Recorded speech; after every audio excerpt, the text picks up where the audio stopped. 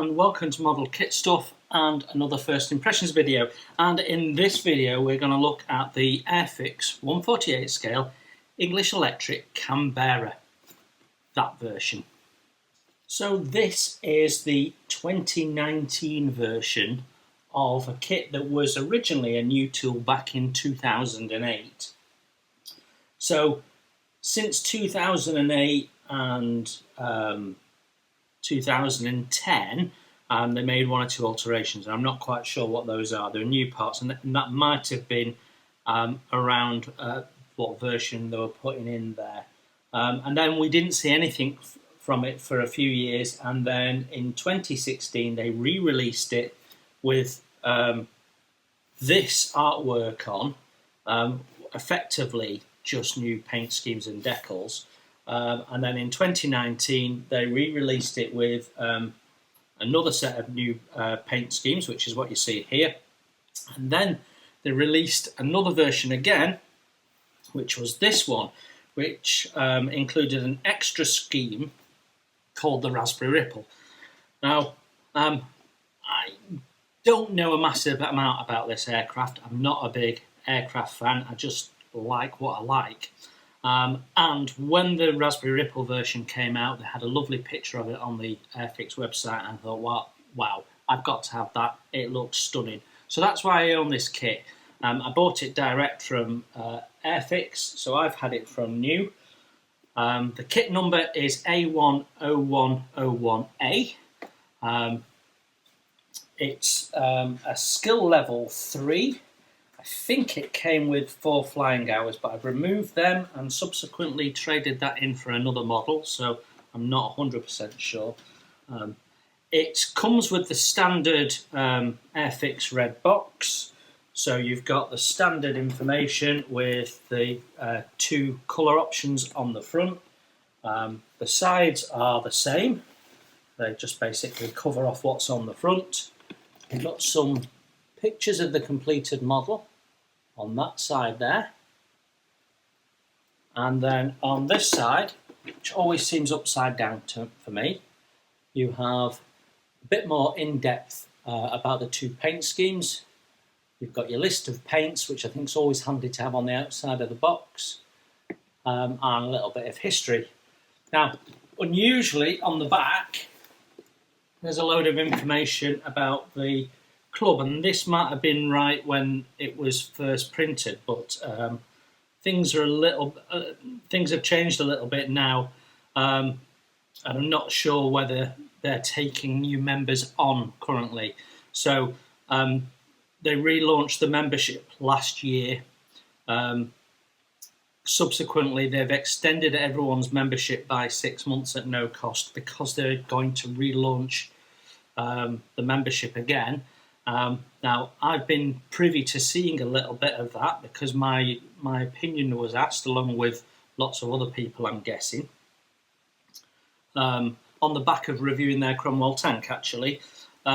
So I do know what the intention was. Whether they've changed that since then, I don't know. I'm not privy to that, but I am sworn to secrecy, so I can't really share anything other than hopefully people will be happy with what they're doing. But yes, so I'm not quite sure that this is still relevant, but the website addresses and things still are. So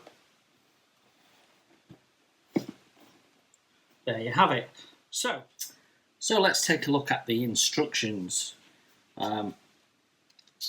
Standard format gives you a little bit of history in different languages, then a couple of tips, including wash your parts.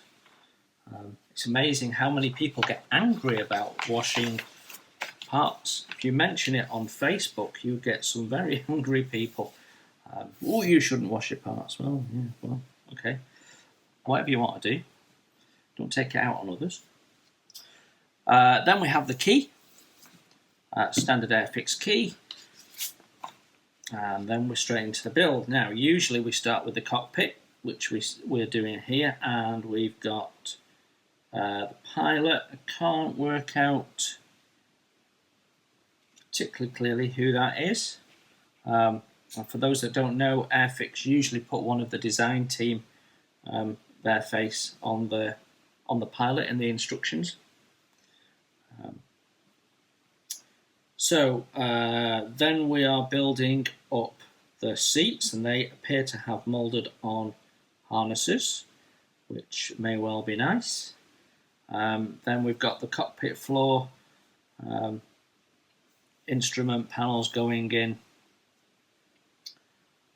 Looks like there's quite a lot of detail actually,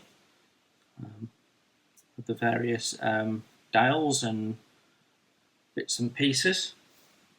So we've got 1, 2, 3 pilots. So that's nice, that's well populated. You can see this is the slightly older style of instructions. We've not got the little red bit showing you what was placed last time. Then as we flick over,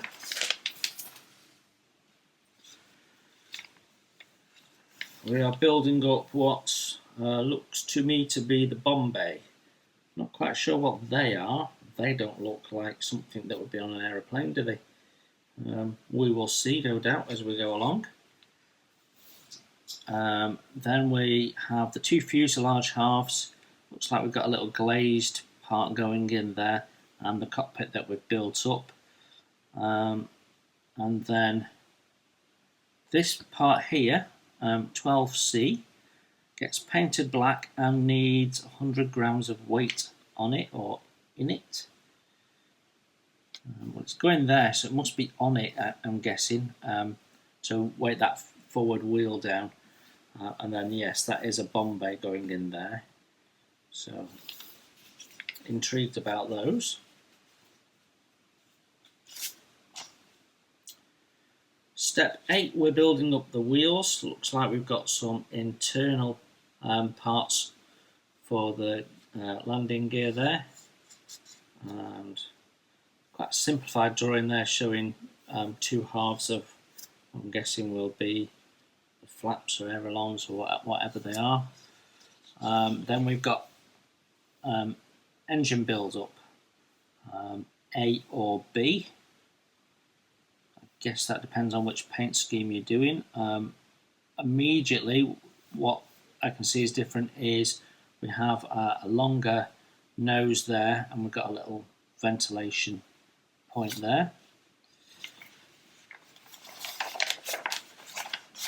Instructions are nice and clear, easy to follow for anybody, these. Carrying on with more engines, then we've got what I think is the back section of the engines, couple of bombs, and so forward, front part of the engine nacelle, rear part of the engine nacelle, so and then those flaps going in, and the wings are the old-fashioned sort of biscuit fitting, not the newer wing spars that Airfix now do. So it's probably towards the back end of their older generation of kit design for aircraft. Then we've got simple steps, which I'm guessing are building up the tail.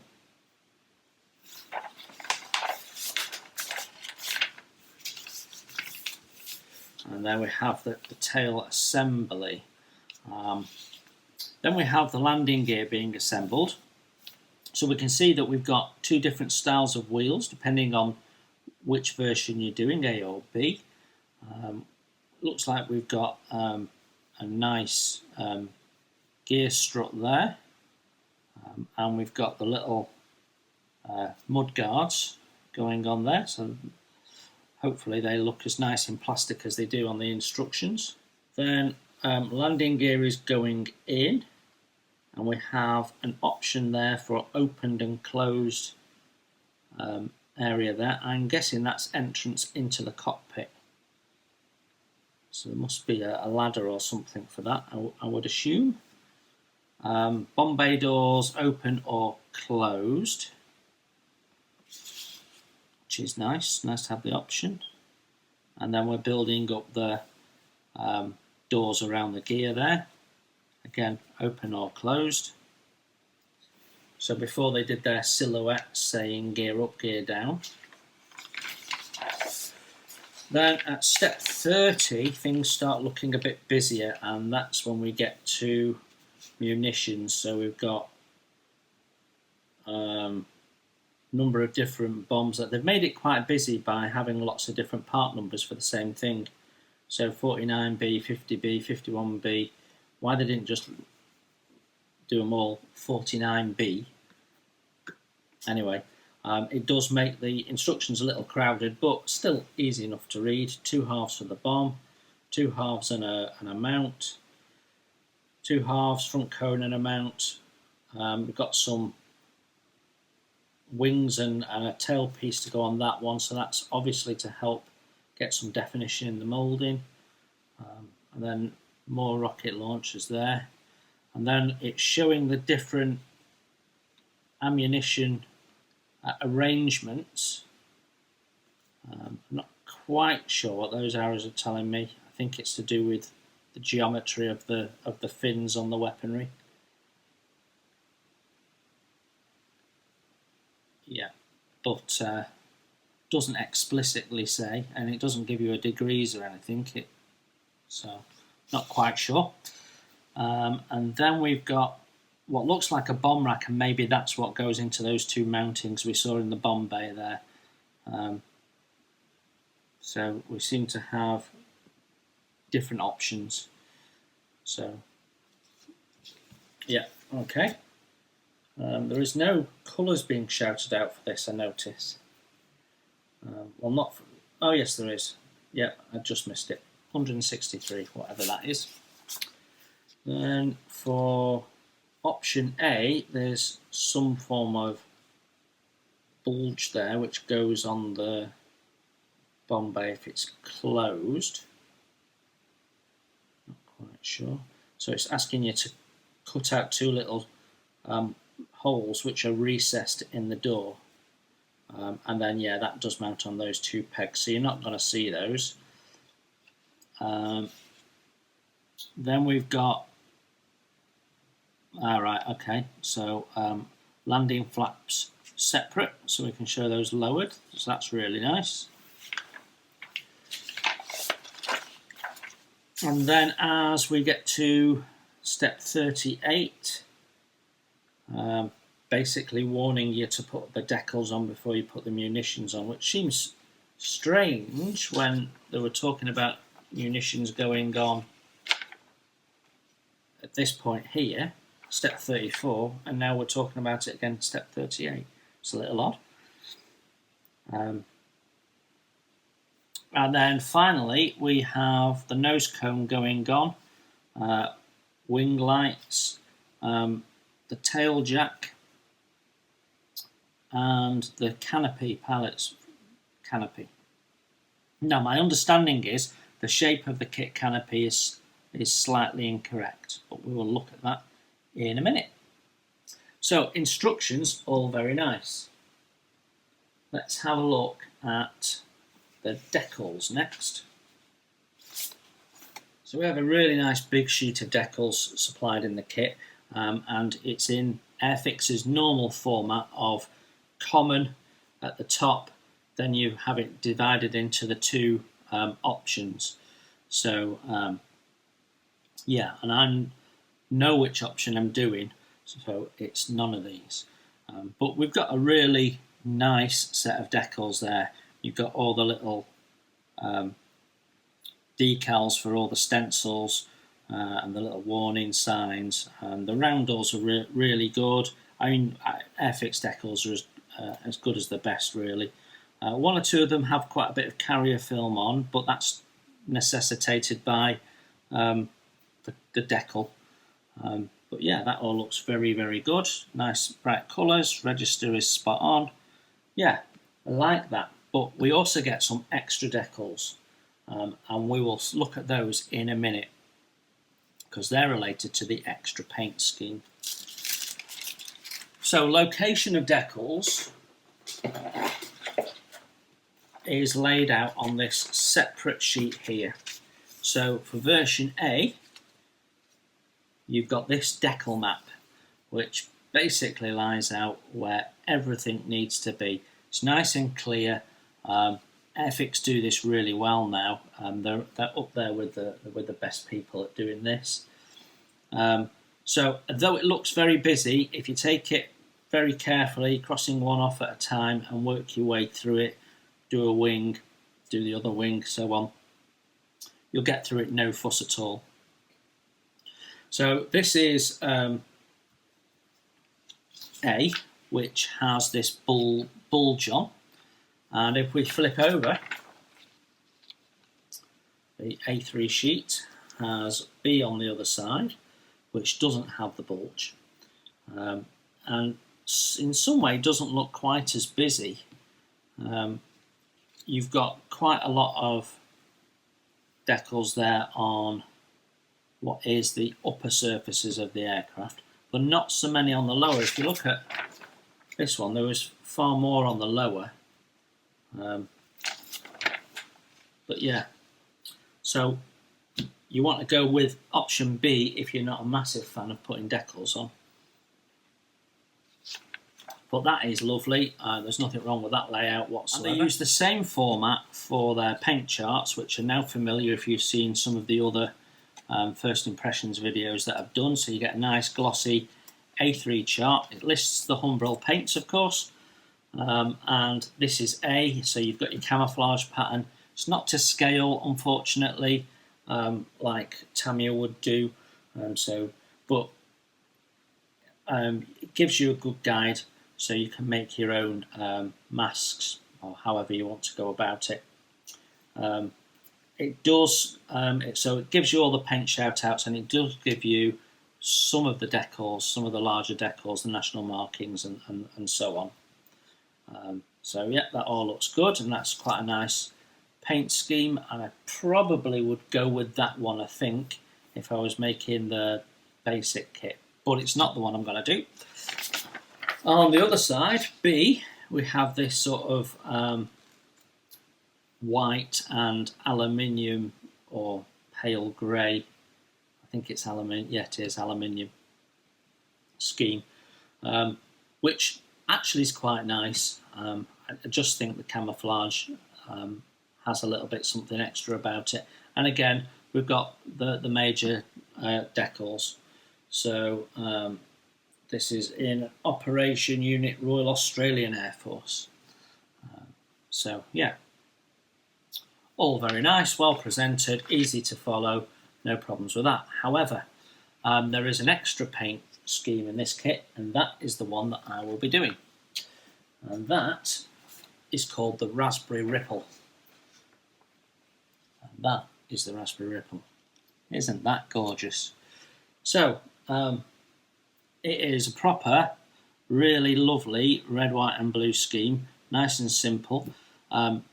So again, we've got the paint shout-outs, but we've also got additionally the decal mark-outs as well. So it's showing you where to place all the decals, because this is was added, and so it's not covered off on the original decal marking sheet. So what we get is red wingtips, red engine nacelles, red tail planes, and then underneath we get this blue nose, blue wing roots and blue tail going into the red tail plane. Really, really, really pretty. And we get an extra set of decals to accompany that. And you can see how big these decals are, which gives you an idea of how big this aircraft is going to be when built. So there's fewer decals here than on the other two variants. So if you've got this kit with this version, which is no longer in production, then absolutely you do this one if you're not up for decals.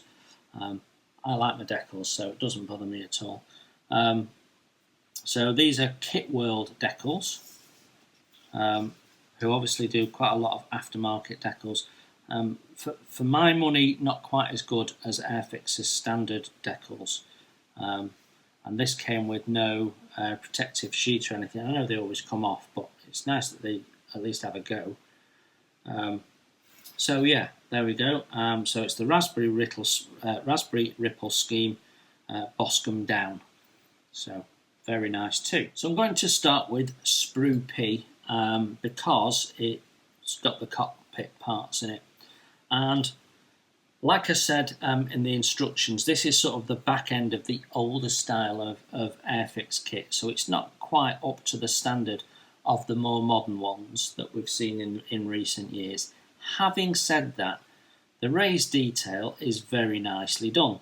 You've got all the little dial rings there, so if your preference is to cut out the little dials and then paint all the rings and stuff, you can definitely do that. The underpaint and looking through the canopy, you're going to get away with those with the control gear like that. So yeah, very nice. And we have some of those engine fans there. Everything's nice and crisp. I don't see any flash or any sink or any ejector pin marks. No, all very good. Flip it over. We've got some more dials there. And all the ejector pin marks are on the rear surfaces that will be hidden. So that is lovely. No problems with that whatsoever. So all these parts come in one bag. So some of them are getting a little bit of a battering. This is the two fuselage halves, and on one sprue. I mean, you can see the size of it compared to my hands. It's a good old size, as bombers go. We've got some nice panel detail there, possibly a little deep. They used to get criticised for having sort of trench-like panel lines, and you can see why here. However, if you're brush painting, these panel lines are about right. If you're airbrushing, they're a little bit too big. So yeah, we've got nice panel markings, nice shape and form, no sink, no flash. Let's just flip it over. We have very little in the way of detail on the inside, a small amount here. Not quite sure what that is or whether it's visible. We have a couple of ejector pin marks that are on the inside, but when you're looking through there, you're not going to see them. Now, if you're looking through that, which you can leave open, you might see them on that side, but they're ever so slightly recessed, so a little bit of Mr. Surfacer and some gentle sanding, and that's gone. Otherwise, that's a very nice fuselage.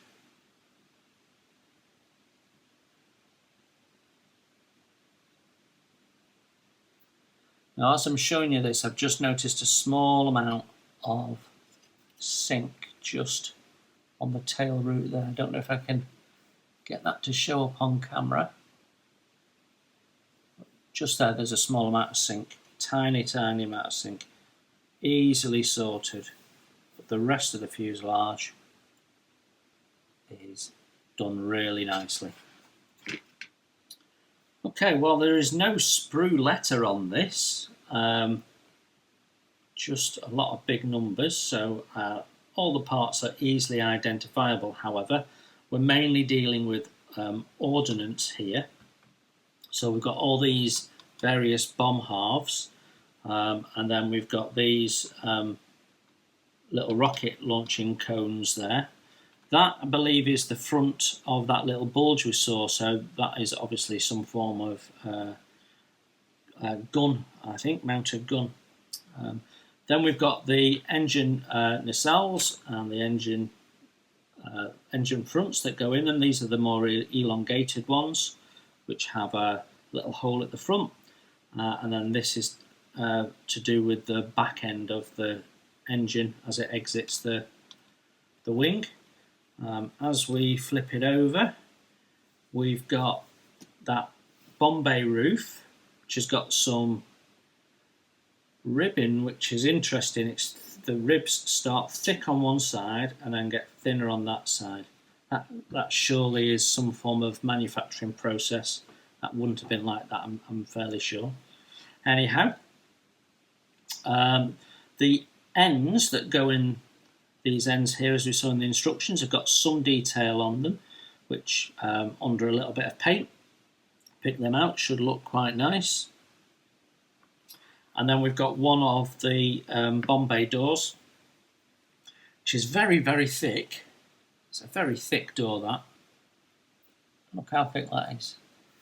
But has nice detail on the inside. And we can see here, these are the two little bits they want you to cut away. So, yeah, quite thick. That's a little disappointing. There is no, there's no sink on this and no flash. There is sink on that, but we're not going to see that because that's the side we see. The thickness of that really bothers me though. That is a bit overdone. Disappointing. So this one now says sprue B, and we've got more ordnance, so a lot more bombs, the mating halves, the rockets and the tails, which are quite nicely done. Again, they're a bit thick, so what they've done is they've put an angle on them to thin them out. So you may want resin or some form of aftermarket replacement, because the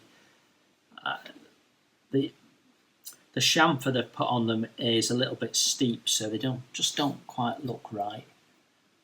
Then we've got what is the back end of that gun bulge, and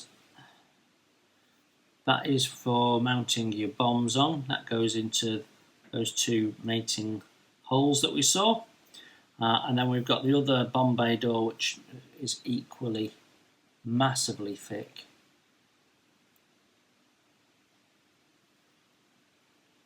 Yeah, and you see what I mean by the chamfer on those wings there. Unless that's how they're supposed to be, but that doesn't look right to me. Okay, sprue D. Biggest single sprue in there, I think, and we've got the wing parts. But you've got a really nice shape. We've got all the panel lines in there, or at least some of them. No rivet detail, so a little bit bereft of detail in that way. I thought that was sink, but it's not. There is a small amount of sink at the wing root where the plastic thickens there, on both of those surfaces. I don't know whether they're upper or well, that one's lower, that one's upper. So a little bit of fill and sand to be done. The gate connection is very thick, so some careful cleanup needed there. And the biscuit joint is quite small in comparison to the wing, so whether we're going to have an issue with saggy wings, I don't know. We will have to look at that carefully come the time. So yeah, a little bit of sink in those, but flip her over. So we have the option of these being open, and we can see there's ejector pin mark, so we're going to have to clean up there. And these look quite heavy and thick. However, they're there, which is nice. I'm not quite sure what these lines are. Maybe they're for the ordnance, to thin out the ordnance, thinned out so you can place the ordnance, the mounting points for the bombs. I'm guessing. Yeah, I mean, under paint that's going to look quite nice, I think, and you'll have quite a lot of decals on there, so it'll look a lot busier. So yeah, no major issues with that. So now we have another sprue that, well, doesn't have a letter on. We've got the tail parts here, and they are totally bereft of any detail. There's no panel lines, no rivets, there is nothing on those whatsoever. Then we've got the doors, and again they are totally blank as well. The gear has some nice mechanical fastening detail on there. Then we've got that box that we need to add a weight onto. That's your tailpipes there. for the engines, and then we've got the wheels, and actually the wheels look really quite nice. We've got a nice weighted bulge there on these tyres. That looks really good. Connection points, top and bottoms, I think they can probably get away with having a thicker one under the weighted one and then a thin one at the top, just for the plastic flow. Now, I'm no expert obviously in it, but other companies seem to get away with doing it like that. Having said that, a bit of careful cleanup and those wheels are perfectly good. You've got tread all the way around, so as long as you can marry them up nicely, that should be alright. Then we've got the seats there with the seat bottoms not in place. So if we flip her over, so we've got some nice detail there on those flaps. That's really quite nice. Got them. Those are the inside surfaces, so there's definitely no textured detail on any of this, which surprises me, but might be accurate. Then we've got the seat backs and bottoms there with the harnesses on, which are a little bit basic. I could see why some people might want to replace those with etch. However, you don't have a big viewing window into this, so you can put them under paint and probably get away with it, I would think. And then you've got a little bit of detail on the inside of the doors. Hinges look a little bit basic. And then you've got a whopping great set of ejector pin marks in the bottom of this box, which is basically the housing for the front landing gear. You can just see them there in the middle at each end. There's our little detail on there. And there, and then it's our seats, and if I flip her over you can see what I mean. There's just nothing on those, it's blank, which might be correct considering there's quite a lot of detail on those wheels. Tyres look really nice. So last grey plastic sprue out of the box, sprue A. Yeah, so we've got the three pilots which have posable arms, which is really nice.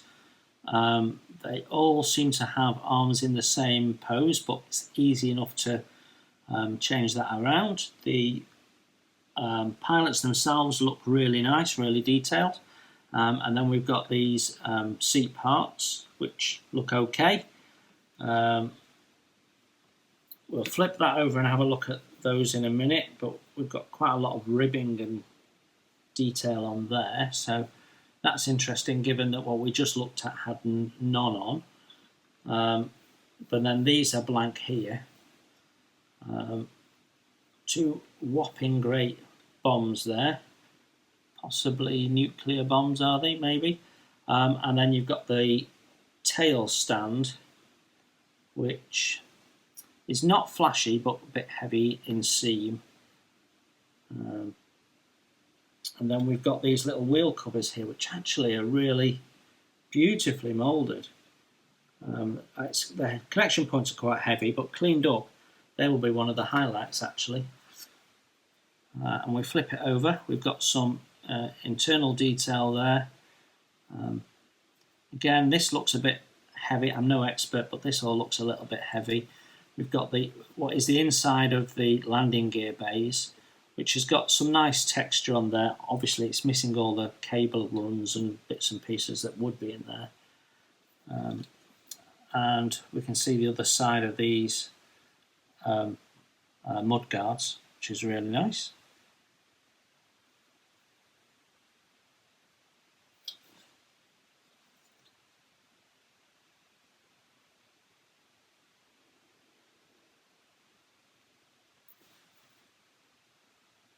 Some pilots there, they all look good.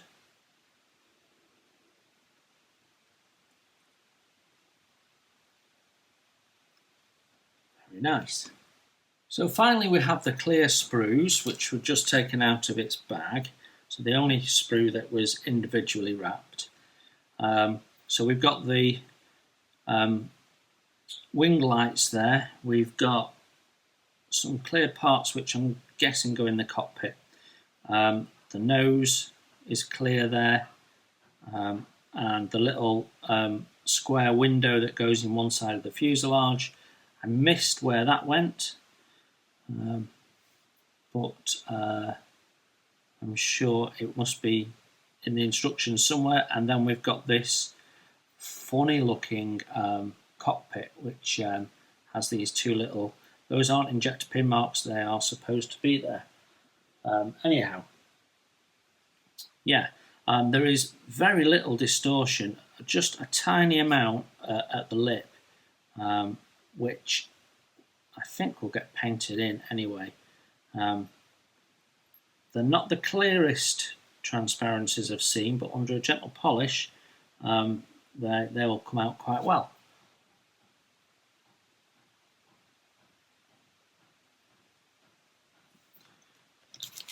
Okay, so that is the kit parts done. There is some aftermarket. I've bought into some of it, by no means all of it. Some of it is difficult to get hold of. We will start with a corrected canopy.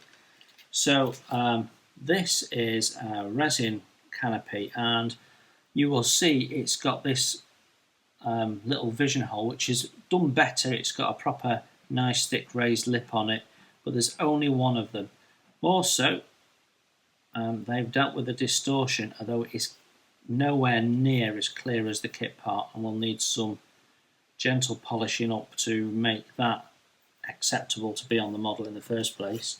And it's called Corrected Canopy for use with Airfix kits.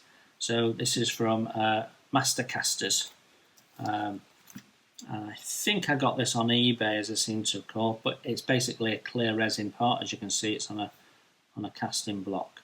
So as I knew that there was an issue with the shape of the canopy, I thought we'd buy into that. So yeah, that should be okay. No reason why it wouldn't be. So the other item that I bought into is some improved landing flaps, and this is the Edwards set 48633, which was the only photo etch set they still had in stock, I seem to remember. However, I didn't want to do detailing of the Bombay, and I didn't want to do detailing of the canopy because you won't, the cockpit, sorry, because you really won't see it through the canopy. But those landing flaps that are moulded in look quite heavy, and this will really make a difference to them. So I think it's worth getting those, unless of course you're modelling the flaps closed. But yeah, this seemed to make sense to me. So there you have it, Airfix's 148 Canberra. What do I think of it? Well, it shows its age in the lineage of how Airfix kits have improved. Definitely, it's showing its age. It's interesting when you compare this to the Vulcan. They're in completely different leagues, and I had one or two people who decided it was appropriate to leave comments about the Vulcan, saying how much they hated Airfix kits and that they are bottom of the pile and they would never buy an Airfix kit. Well, if you don't want to buy an Airfix kit, that's up to you. Fine, crack on. But Airfix have massively upped their game in recent years, and you are missing out on some beautiful kits if you choose not to buy into them. So this is not in the same league as the Vulcan. Clearly, it lacks detail in lots and lots of areas. It's far more basic. Having said that, underpaint with all the decals on, it will look all right. It's nothing special. It's not amazing, but it'll look all right. The Vulcan is amazing and will be special, and if you can get your head past the fact that there's a small amount of sink in the wing roots on the Vulcan, then it's a brilliant kit. With this, you've got less sink, but you've also got less detail, and that's the bit that on an aircraft of this size is a little bit underwhelming, I suppose is the right word. So this is very much the back end of old Airfix that we're seeing here. So it is worth doing your research when you buy an Airfix kit. Now, I don't care about that. I want that on my display shelf, and that is why I bought it, because that looks stunning. So I hope that was helpful, gives you a bit of an insight. You can see the transition in this kit from old Airfix to new. There's some nice highlights in there, like the weighted tyres with lots of detail, and the pilots. And then you've got your low lights of the things with no detail on, which could be quite accurate, and the Bombay doors, which are massively thick, and the landing flaps, which have got overly thick ribs. So all in all, I think it's a reasonably nice kit. Not too many parts, should be fairly straightforward to build. Looking forward to it, and we will get to this at some point. Hope it was helpful. Take care, everyone, and I will see you soon.